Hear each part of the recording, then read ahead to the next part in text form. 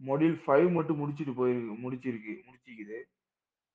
மாஷாஅல்லாஹ் நல்லா இந்த கோர்ஸ் வந்து சொல்றதுக்கு மாரி இந்த கெட்டதொன்னும் இல்ல. நல்ல வொர்த்துன்னு தான் சொல்லலாம்.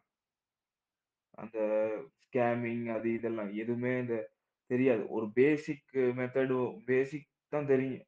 நார்மலா தெரியும்.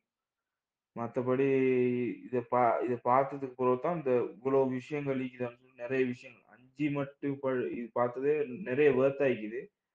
ஆனா இப்படிதான். ஒவ்வொரு இதையும் வந்து திரும்ப இன்னொரு தடவ பார்க்கணும். அந்த அது பார்க்கறதுக்கு டைம் இல்ல.